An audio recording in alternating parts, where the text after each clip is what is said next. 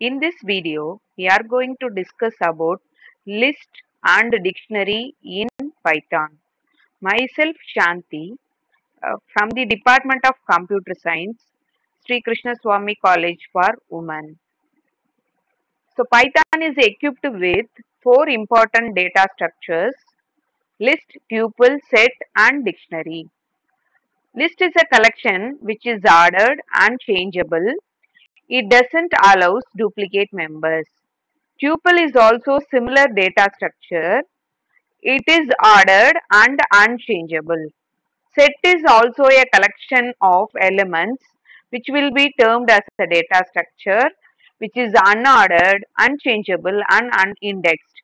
It does not allow duplicate members. Dictionary is also collection of a data structure which is ordered, unchangeable. No duplicate members are allowed in a dictionary. First we talk about list. So list is a fundamental data structure that allows to store a collection of elements in a specific order. It is used to store the sequence of values of different types. The items are enclosed within a square bracket and they are separated by commas. Okay, the syntax of a list will hold the list name followed by the set of elements in the list enclosed in a square bracket separated by commas. Example, here we have given an example fruits. The elements are enclosed within a square bracket and they are separated by commas. It can have any number of items and they may be of different data types. For example, it can hold integer, float, string data types. Here are a list of examples. So this list is an example which will hold these apple, banana, cherries which belong to string data type. Then this list is equal to apple 21.89 which is holding a variance of data types, that is string, integer and float. We can also create empty list by using the square bracket without the elements. There is a possibility to combine multiple lists which will be called as nested list. So it will hold a simple list as one of its element. Here this list is holding hello as one element, first element. Second 20 integer data type is the second element and it is holding the third element 10, 20 which belong to a list data type. Range is a function returns the list. Range function is used to return a list. The list elements are always ordered. They cannot be changeable and it does not allow duplicate values. Usually the index starts with 0 as similar to the array index. So they are always indexed. The elements are always indexed. Here for example the hello will be in the index of this list of 0 and 20 will be termed as this list of 1 and the next element 10, 20 which is of a list data type that will be termed as this list of 2. So what are all the characteristics of a list? So the first one is it must be ordered. It will maintain the order of the data inserted. It doesn't bother about the alphabetical order or ascending order or descending order. It will hold the order in which the elements are inserted into the list. A list is a mutable one and we can modify the elements using the index. Heterogeneous. List can contain different type of data types. For example, the list L here will holding a integer data type that is 20. Then it is holding a name Jessica of string data type. Then 35.75 which is of float data type. 30, 60, 90 it is of a list data type. So it also contains duplicate values. We can store the values multiple times. The same value, if it is repeated, it can be stored based on the index. Accessing the elements of a list. We can access the elements by referring the index number. For example, my list is holding the elements 4, 6, 8, 4, 3, 4, 6, 10, 8. So it can be either used with positive index or negative index. For example, if you want to access the element 6, you can use the index my list of 2. If you want to use next in negative index, you can refer the same element with -3. So this here we are having one more example. This list which is holding elements apple, banana, and cherries. So using the index, this list of 1 will give the output apple.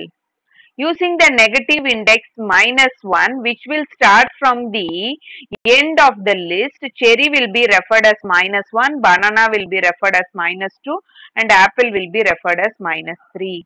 So when we use print this list of -1, it will output cherry. We cannot refer the index using floating point values.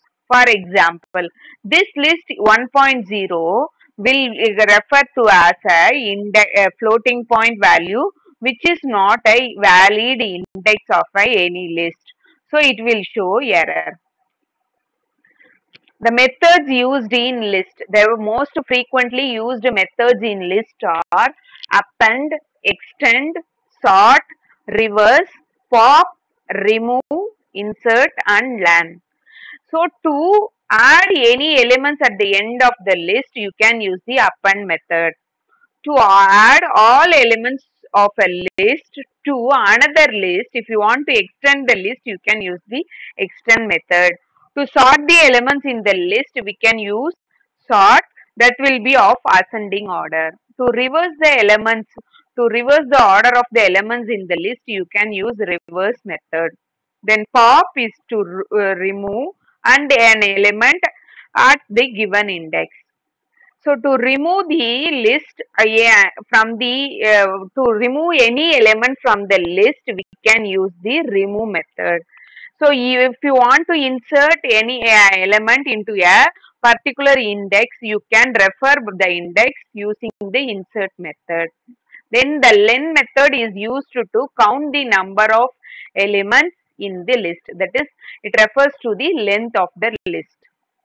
We can have an overview of these methods one by one. First one is append method. This method is used to add an element to the end of the list. Sample list. Here I am having a sample list which is holding a element apple, orange, and 3. If I want to add an element at the end, I can use the method append, that is append grapes, adding an element to the end of the list. If you print the sample list, you can get the output like this: apple, orange, 3 grapes. Then the method extend. Extend is used to add all the elements in a list to another list. For example, I am having a list sample list 1 and sample list 2. Sample list 1 is having the elements apple, orange, 3 grapes, which is of length 4. Then sample list 2 will hold 2 elements, that is 1, 2, which is of length 2. If I want to combine these two methods, the two lists, I can use the method extend, that is sample underscore list underscore 1 dot extend. This will be the source list and this will be the destination list. So here it will be the sample list 1 will hold the elements in the sample list 2 and it will be like a concatenation function. So that print if sample underscore list, we can get all the elements in the list, that is apple, orange, 3 grapes, 1, 2. Then the next method is sort. This method is used to sort the elements in the ascending order. So you can insert the element as per your wish. So if you want the list to be sorted, you can use the method sort. Okay, here we are having an example sample underscore list which is holding a integer variables 576482. Sample underscore list is sorted, means it will the elements in the list will be sorted according to the ascending order. You can get the output 2, 4, 5, 6, 7, 8. Then the next method is reverse. In this method, is used to make the elements of the list in the reverse order. For example, if I want to have the elements inserted in an order, I want to reverse the entire list. So I can use the reverse method. Here I am having the example. I am having a sample list 576482, which is the elements of the list. I am using the reverse method, which will reverse the contents of the list. 284675 will be the possible output. The next one is pop method. Pop method, this method is used to remove an element from a list or from a specific index. For example, I am having the list, sample list. I want to pop out an element from the end. I can use this pop method. So here 57648, when I use the pop method against this list, I can remove the last element, that is 2, from the list, which shows the output 57648. Then remove method is used to remove any particular item from the list. For example, if I want to remove the element 6 from the list, I have to mention it as remove 6 from the sample list. Then the element will be automatically removed and it will show the output 57482. This is the basic methods we are using in the list, which can help in manipulating the process of list in Python. Uh, then we move on to the next concept, dictionary. So dictionary is also a data structure in Python. It is an unordered collection of elements where each element will be considered as a pair of keys and value. So it is a mutable one and it can modify its contents, but key must be unique and immutable. You can change the values with the keys, but you cannot change the key. Once the key is assigned, it will not be changed.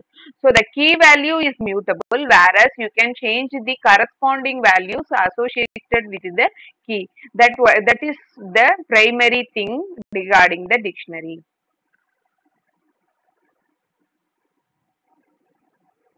So first, you can create a dictionary using the curly braces, and similar to the list, you can separate each element from the other element by using a comma.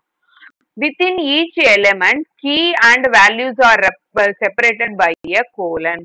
For example, here subject dot subject is the key and informatic practice is the uh, value corresponding to the subject. Next class is 2. Class will be called as the key and the value that is associated with the class will be Roman letter 2. So passing the values in the dictionary and declaration is called as dictionary initialization, and the get method is used to access the values of key. So if you want to individually access the keys and the values, you can access them using the get method. For accessing the elements, first one is dictionary. I have created a dictionary which has two elements, subject, informatics practice, and the class is Roman letter 2.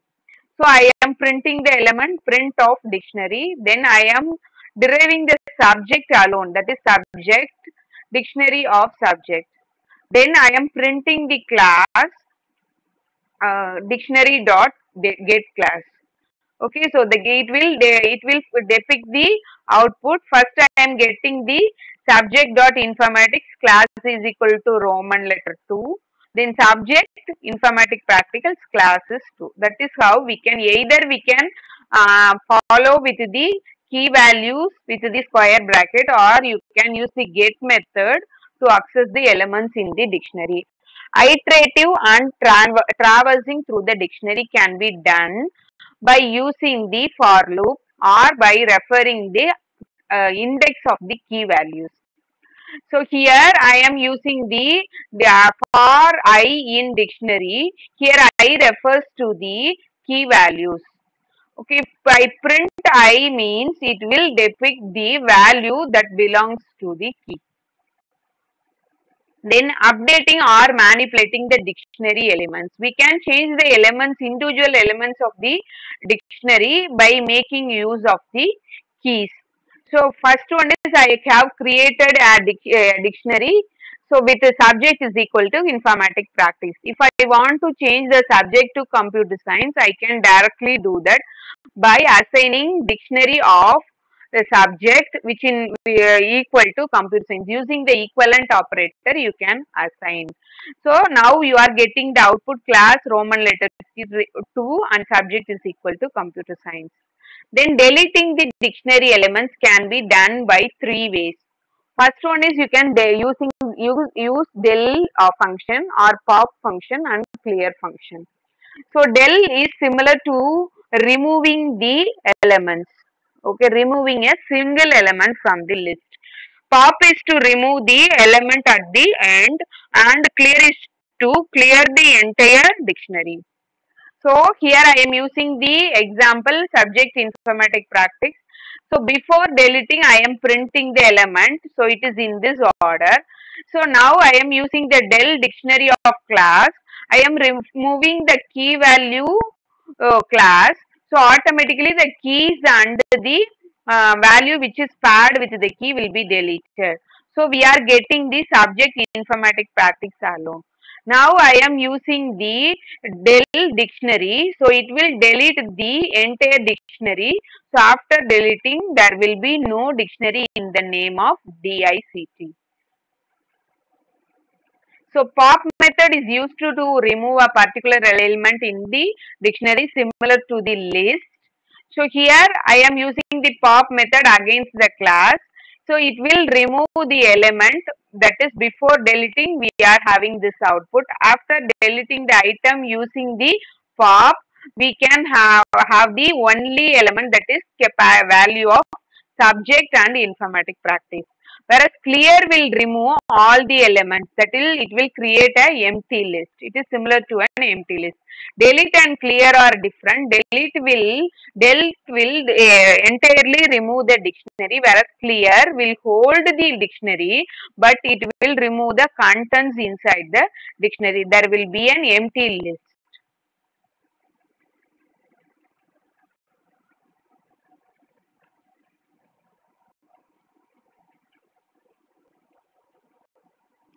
So what are all the built-in functions of dictionary? Built-in functions of dictionary. So we are having so many functions in dictionary. We will look after the important functions. So first one is len.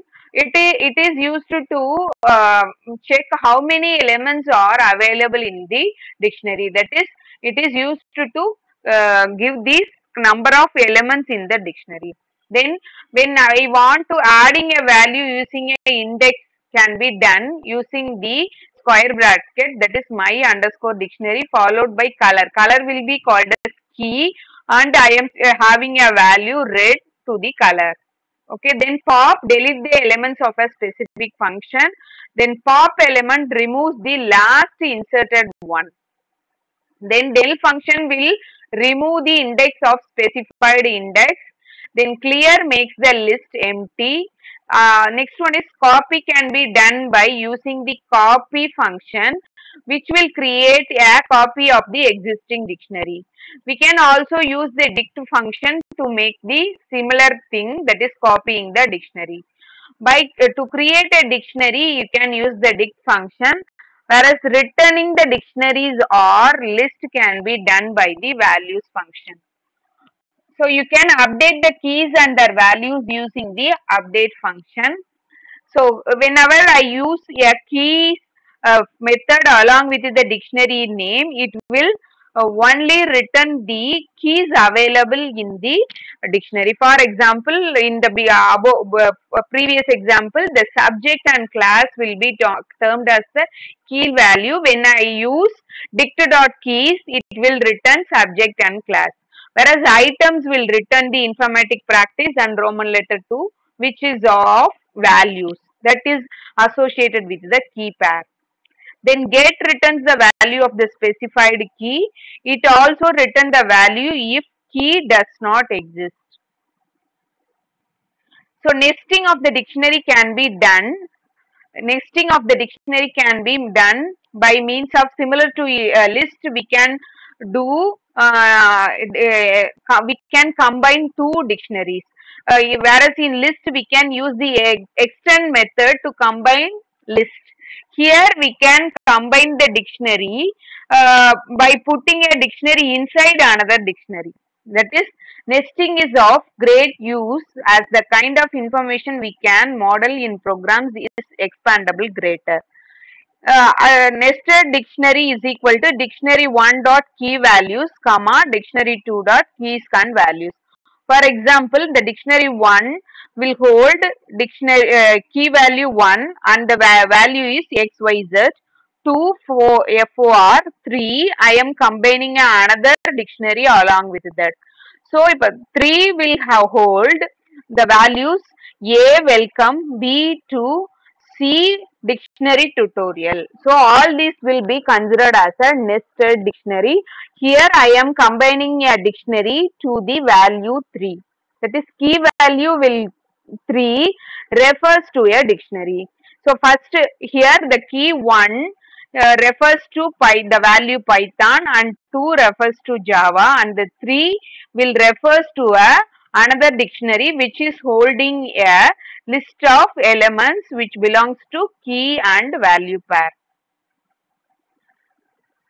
So the basic difference between a dictionary versus list is, for example, it will be referred by keys, whereas this will be referred by index.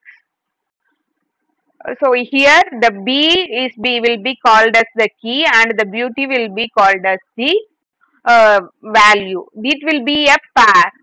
Keys and values will be the pair in terms of a dictionary, whereas each element in the list will be referred by their index, which starts with 0.